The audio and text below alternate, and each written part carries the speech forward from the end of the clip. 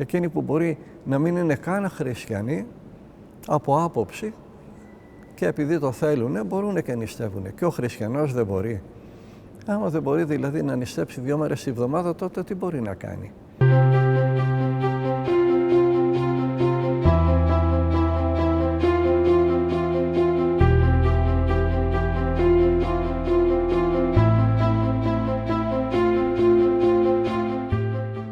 Μια ερώτηση, γέροντα, από έναν κύριο. Τι να κάνω αν δεν τήρησα την νηστεία και αμάρτησα? Να ζητώ τη συγχώρεση από τον Κύριο ή να παρατήσω την νηστεία? Ερώτηση από Ηλία. Άμα καταπάτησε 1 ή 2 φορές την νηστεία ή αν δεν αντέχει την νηστεία. Αν δεν τήρησε τον κανόνα της νηστείας και αρτήθηκε, δεν είναι και τόσο μεγάλη αμαρτία. Είναι μεν, αλλά όχι και τόσο μεγάλη. Και αν σκεφτόμαστε όποτε δεν μπορούμε να κρατήσουμε την νηστεία, να την καταργήσουμε, αυτό δείχνει δειλία. Δείχνει άνθρωπο που δεν θέλει να αγωνιστεί. Η νηστεία είναι κάτι ασήμαντο. Αν δεν μπορούμε αυτό το ασήμαντο να κάνουμε, να μην αρτηθούμε Τετάρτη Παρασκευή, τότε τι θα καταφέρουμε? Τίποτα. Και από την άλλη μεριά έχουμε κάποιους που σε αυτό το θέμα μας ντροπιάζουν. Έχουμε τους vegan, τους vegetarian. Αυτοί νηστεύουν συνέχεια. Όλη τη βδομάδα και εμείς δεν μπορούμε 2 μέρες, Τετάρτη Παρασκευή. Εκείνοι νηστεύουν όλο το μήνα, όλο το χρόνο και εμείς δεν μπορούμε 2 μέρες. Τι χριστιανοί είμαστε? Εκείνοι που μπορεί να μην είναι καν χριστιανοί, από άποψη, και επειδή το θέλουν, μπορούν και νηστεύουν. Και ο χριστιανός δεν μπορεί. Άμα δεν μπορεί δηλαδή να νηστέψει 2 μέρες τη βδομάδα, τότε τι μπορεί να κάνει?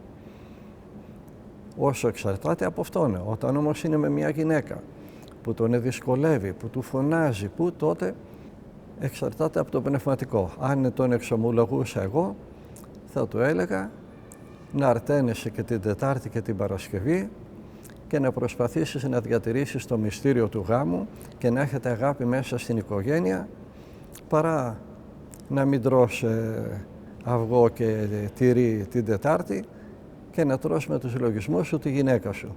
Γιατί να έχω τέτοια γυναίκα, γιατί δεν μου κάνει νηστίσιμα? Καλύτερα να καταργήσει την νηστεία αυτή και να έχει αγάπη με τη γυναίκα του και ειρήνη στην οικογένεια, παρά να επιμένει να νηστεύει όταν οι άλλοι στην οικογένεια δεν θέλουν. Όχι. Και το να υποχωρήσει είναι μια νηστεία του εγωισμού του. Και το να πει στη γυναίκα του θα κάνω αυτό που λες, είναι νηστεία της άποψής του, της υπερηφανίας του. Αυτή η νηστεία είναι πιο σημαντική, πιο βαριά από την υλική νηστεία του φαγητού. Γιατί είπαμε, στο φαγητό νηστεύουν όχι μόνο οι vegan, οι vegetarian, νηστεύει και ο διάβολος.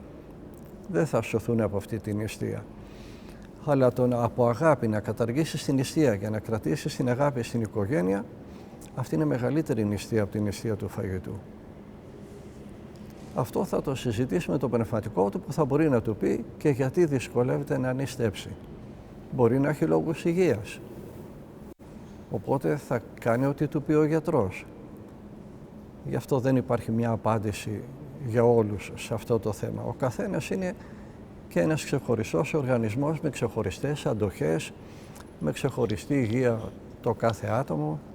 Γενικά λέμε τώρα ότι αλίμονό μας αν δεν μπορούμε να νηστέψουμε τη στιγμή που άλλοι νηστεύουν όλη τους τη ζωή. Αλλά αν υπάρχουν άλλοι λόγοι θα το συζητήσουμε με το πνευματικό του και με τον γιατρό του. Για μερικούς ανθρώπους μπορεί να είναι δύσκολο να κρατάνε το τυπικό της νηστείας, ας πούμε, όταν δουλεύουν, όταν έχουν δύσκολη δουλειά, αν χτίζει τα κτίρια, αν είναι φοιτητής και πρέπει να γράφει την διατριβή, ας πούμε, ή εξαρτάται επίσης από την εποχή, ας πούμε, το Μάρτιο και Απρίλιο, όταν στη Ρωσία δεν έχουν φρέσκα φρούτα ή λαχανικά, είναι πιο δύσκολο να βρει τα νηστικά προϊόντα. Θα δει κανείς τι μπορεί να κάνει και ανάλογα με το χώρο που βρίσκεται, με την εργασία που βρίσκεται. Είχα πάει εγώ με έναν Ινδό σε ένα μοναστήρι Βενεδικτίνων στην Ελβετία. ψηλά, στα βουνά, στα χιόνια, πολύ ψηλά. Ο ήλιος χτύπαγε το χωριό από το πλάι. Το πρώτο βράδυ στο μοναστήρι καθίσαμε με τον Ινδό να φάμε. Όλοι είχαν γιουβαρελάκια, κρέας, Μοσκοβό λέγει ο τόπος. Τον κοιτάζω, τον Ινδό με κοιτάζει, ο Ινδός. Δαγκωθήκαμε να μην βάλουμε τα γέλια, δεν μπορούσαμε να φάμε κρέας. Οπότε φάγαμε ψωμί, φάγαμε κάτι χορταρικά που είχε, κάποιο φρούτο. Το βράδυ πάλι τα ίδια. Είχε κρέας ψητό. Δεν φάγαμε πάλι, φάγαμε λίγο ψωμί. Την άλλη, 2 μέρες αυτό, όταν το πήρε ο ίδιος ο ηγούμενος, ο καημένος, να με συγχωρείτε, δεν το σκέφτηκα. Από εκείνη την ημέρα μας έβαζε λαδερά. Υπάρχουν 1002 άλλα φαγητά να φάει κανείς.